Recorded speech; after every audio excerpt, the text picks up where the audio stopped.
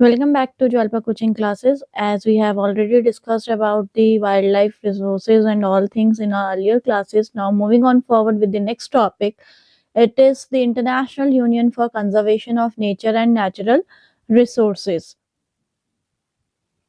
So, what is this? The actually क्या होता है ना, existing plants और animal species जो हैं वो कई categories में follow up हुए हैं, ठीक है। तो उनमें से कुछ तो हम एक एक मैंने आपको डिस्कस करके बताया था, endangered species जो हमने लास्ट क्लास में डिस्कस किया था। अब हम बाकी के स्पीशीज के बारे में पढ़ेंगे, जैसे normal species, endangered species, vulnerable species, rare species, endemic species and extinct species. अब जैसे कि इनके नाम आप देख सकते हैं क्या क्या हैं, तो अकॉर्डिंग टू दियर नेम्स ये इस तरीके से क्लासिफाइड हैं। नॉर्मल स्पीशीज की अगर मैं बात करूं तो नॉर्मल स्पीशीज होते क्या हैं? वो नॉर्मल स्पीशीज वो स्पीशीज होते हैं जिनकी पॉपुलेशन जो है नॉर्मल उसमें कंसिडर की जाती है। Means species whose population levels are considered to be normal for their survival, मतलब जो नॉर्मली है प्रेजेंट हमारे इन्वायरमेंट में। तो एग्जाम्पल की बात करूं तो रोडेंट्स हो गए, आपके पाइन ट्रीज हो गया, कैटल्स हो गए। फिर आता है आपका इंडेंजर्ड स्पीशीज। इंडेंजर्ड स्पीशीज क्या है? इंडेंजर्ड स्पीशीज वो स्पीशीज हैं, जैसा कि मैंने आपको पिछली क्लास में भी बताया था, जो कि वर्ज ऑफ एक्सटिंक्शन में है, मतलब जो खत्म होने की कगार पे हैं। These are the species which are in danger of extinction, on the verge of extinction मैंने बोला था। The survival of such species is very difficult, इनका सर्वाइवल बहुत ज्यादा डिफिकल्ट है। और if the negative factors that have led to the decline in their population continue to operate, अगर negative factor इसी तरीके से इंक्रीज होते रहे तो बहुत जल्दी ये हमारे एंडेंजर्ड स्पीशीज से एक्सटिंक्ट कैटेगरी में आ जाएंगे। इसके एग्जाम्पल में मैंने आपको बताया था, ब्लैक बक है, लॉइन टेल्ड मैक है, इंडियन वाइल्ड एस, ये सब किसके एग्जाम्पल हैं? इंडियन राइनो वगैरह इंडेंजर्ड स्पीशीज के। संगाई डियर, ये सब इंडेंजर्ड स्पीशीज के एग्जाम्पल है। अब बात करते हैं हम अगली कैटेगरी के, that is your vulnerable species. तो ये कौन से स्पीशीज होते हैं जो बहुत मतलब whose population has declined to levels from where it is likely to move into endangered category in the near future if the negative factors continue to operate। अगर फैक्टर्स ऐसे ऑपरेट होते रहे तो ये एक तरीके से जो है डिक्लाइन की कैटेगरी में, मतलब on the verge of endangered species में काउंट हो जाएंगे। इन्हीं को हम क्या बोलते हैं? Vulnerable species. इसमें जो आते हैं आपके एग्जाम्पल वो है ब्लू शीप, ब्लू शीप का एग्जाम्पल है एशियाटिक एलिफेंट हो गया। अब बात करते हैं हम रेयर स्पीशीज की। तो स्पीशीज विद स्मॉल पॉपुलेशन में मूव इनटू इंडेंजर्ड और वल्नरेबल कैटेगरी, जो बहुत कम अमाउंट में हमें मिलते हैं, और यही आगे जाके इंडेंजर्ड और वल्नरेबल कैटेगरी में एग्जिस्ट करते हैं। तो vulnerable means exposed to the possibility of being attacked और हार्म्ड, मतलब वो बहुत जल्दी खत्म किए जा सकते हैं। तो वो जो कैटेगरी होती है वो वल्नरेबल होती है। If the negative factors affecting them continue to operate, the example of such species, मतलब अगर ये कंटिन्यू होती रही तो वो एंडेंजर्ड वाली कैटेगरी में आ जाएंगे आपके, या वल्नरेबल कैटेगरी में आ जाएंगे रेयर स्पीशीज, ठीक है। और इसके एग्जांपल्स जो हैं वो यही है आपके, Himalayan brown bear, wild Asiatic buffalo, desert fox, hornbill etcetera. ये सब क्या हैं? इसके एग्जांपल्स हैं, किसके? रेयर स्पीशीज के। जैसा कि आप पिक्चर्स में भी देख सकते हो। अब आती है अगली category, that is your endemic species. Endemic species क्या स्पीशीज होते हैं बेटा? These are the species which are only found in some particular areas, मतलब जिन्हें हम एरिया वाइज डिस्ट्रीब्यूट कर सकते हैं कि ये पर्टिकुलरली इसी एरिया में मिलते हैं, इसके अलावा ये कहीं नहीं पाए जाते। तो उन स्पीशीज को हम क्या बोलते हैं? एंडेमिक स्पीशीज बोलते हैं। इसमें एक एग्जांपल है आपका अंडमान टील, जो अंडमान में ही पाई जाती है। यूजुअली एसोसिएटेड बाय नेचुरल और जोग्राफिकल बैरियर्स, और इनके अपने नेचुरल और जोग्राफिकल बैरियर्स होते हैं, जिस वजह से ये अपने पर्टिकुलर एरिया में मिलती हैं, ठीक है। आइसोलेटेड का मतलब सेपरेटेड होता है। इसके एग्जांपल्स में है अंडमान टील, निकोबार पीजन, ये सब आप देख सकते हो कि पर्टिकुलरली उन्होंने एरिया वाइज बता रखा है। मिथुनिन अरुणाचल प्रदेश, और एशियाटिक चीता। अब मैं बात करूं एशियाटिक चीता की, तो ये एशियाटिक चीता जो है एक्सटिंक्ट की कैटेगरी में है, ठीक है। पिछले जो हमने पढ़े थे वो सारे कौन सी कैटेगरी में थे? आपके एरिया वाइज जो एंडेमिक स्पीशीज होते हैं। अब मैं ये एशियाटिक चीता आपको दिखा रही हूँ, लेकिन ये किस कैटेगरी का है बेटा? Extinct species. एक्सटिंक्ट स्पीशीज हमारे कौन से स्पीशीज होते हैं? जो ऑलरेडी हमारे अर्थ में अब नहीं है, मतलब जो डिक्लाइन हो चुके हैं, वो एक्सटिंक्ट स्पीशीज होते हैं। These are not found after searches, मतलब इन्हें कितना भी ढूंढ लो ये नहीं मिलते हैं इन लाइकली एरियाज जहां ये हुआ करते थे। तो ये एक्सटिंक्ट स्पीशीज में आ चुके हैं, और इसमें सबसे पहला नाम एशियाटिक चीता का है। स्पीशीज में be extinct from a local area, region, country, continent और एंटायर अर्थ। ऐसा नहीं है कि वो एक पर्टिकुलरली एरिया से ही एक्सटिंक्ट होता है, वो किसी लोकल एरिया के बाद उस रीजन से, उस कंट्री से, उस कॉन्टिनेंट से और फिर बाद में पूरे अर्थ से एग्जिस्ट हो जाता है। जैसा कि मैंने आपको डायनासोर पहले भी बताया था, ये एक्सटिंक्ट स्पीशीज के एग्जाम्पल है। इन्हीं में एक एग्जाम्पल है आपका एशियाटिक चीता, ठीक है। दूसरा है पिंक हेड डक, अब ये नहीं मिलती हैं। अब मैं एशियाटिक चीता के बारे में आज आपको थोड़ा डिटेल करूंगी कि एशियाटिक चीता असल में है क्या, इसकी क्या क्वालिटी हुआ करती थी, या जब ये था तो क्या मतलब कैसे आप डिफाइन करोगे एशियाटिक चीता को। The cheetah is the world's fastest land animal. जो ये चीता होते हैं ये वर्ल्ड्स के fastest land animal, land mammals होते हैं। It is a unique and specialized member of the cat family. और किस फैमिली को बिलोंग करते हैं ये, कैट फैमिली को बिलोंग करते हैं। It can move at the speed of 112 kilometre per hour. और कितने की स्पीड में ये मूव करते हैं, मतलब कितने कितने की रफ्तार होती है इनकी, 112 किलोमीटर प्रति घंटा। इस रफ्तार से ये जो है मूव करते हैं, ठीक है। और चीता को हम अक्सर क्या मिस्टेक करते हैं कि लेपर्ड, लेकिन there is a big huge difference between cheetah and leopard. चीता अलग होता है, लेपर्ड अलग होता है। लेपर्ड को हिंदी में तेंदुआ बोलते हैं एंड चीता इज चीता ओनली, ठीक है। दिखने में ये थोड़े सिमिलर होते हैं, लेकिन इनको जो डिफरेंशिएट करती है वो इनकी जॉ लाइन करती है, जो आइस टीयर ड्रॉप लाइन होती है इनकी। It is its distinguishing mark are the long teardrop shaped lines. मैंने बोला था ना, ये जो आपको दिख रही होगी इसमें आइस के नीचे से जो उसकी लाइन जा रही है, ये इसको डिस्टिंक्ट करती है लेपर्ड और चीता में।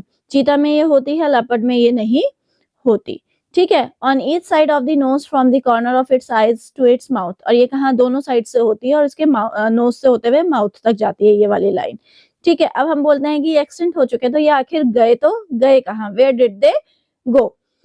तो इसके बारे में अगर हम बात करें तो prior to the 20th century cheetahs were widely distributed throughout the Africa and Asia. अगर हम 20th सेंचुरी की बात करें तो सबसे ज्यादा अमाउंट में जो ये चीता पाए जाते थे, ये किन किन कॉन्टिनेंट्स में पाए जाते थे, Africa and Asia.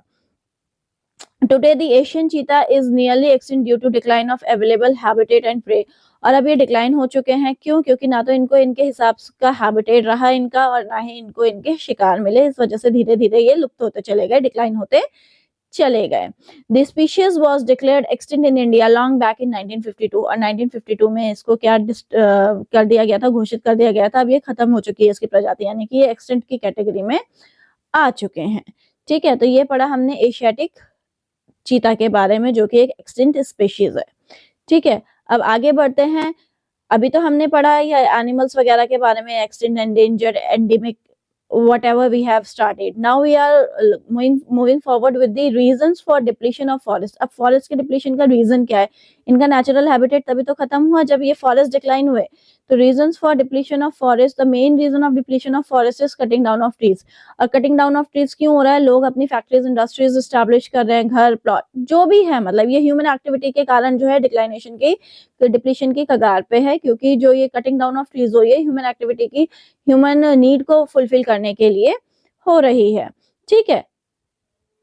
We have transformed nature into a resource by obtaining directly and indirectly from the forest and wildlife। हम जितना भी ये फर्नीचर वगैरह यूज करते हैं, we obtain wood, we obtain bark of tree, whatever we are using, the fodder and all, dyes, whatever we are using, rubber, lac, whatever we are using in our life today, it all comes from the forest and trees, ठीक है। और इनकी जो demand है वो बढ़ती जा रही है, कंजम्पशन बढ़ता जा रहा है पॉपुलेशन के साथ साथ, तो इनका क्या हो रहा है, कटिंग डाउन भी इनकी इंक्रीज होती जा रही है, जो कि फॉरेस्ट के डिप्लीशन के लिए मेनली रिस्पॉन्सिबल है। और भी बहुत सारे प्रोडक्ट हैं जो हम फॉरेस्ट से यूज करते हैं।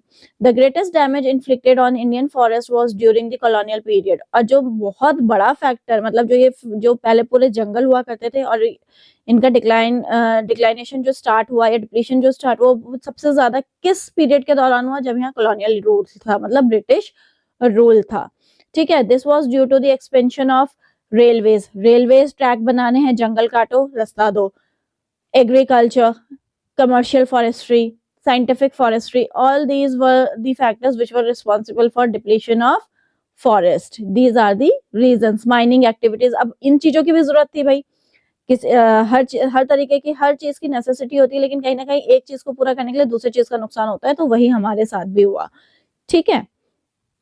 लार्ज स्केल डेवलपमेंट प्रोजेक्ट, अब डैम वगैरह बन रहे हैं या ब्रिजेस बन रहे हैं, जंगल काटे जा रहे थे सर्वाइवल के लिए, बहुत सारी चीजें, बहुत सारी एक्टिविटीज हुई उस दौरान।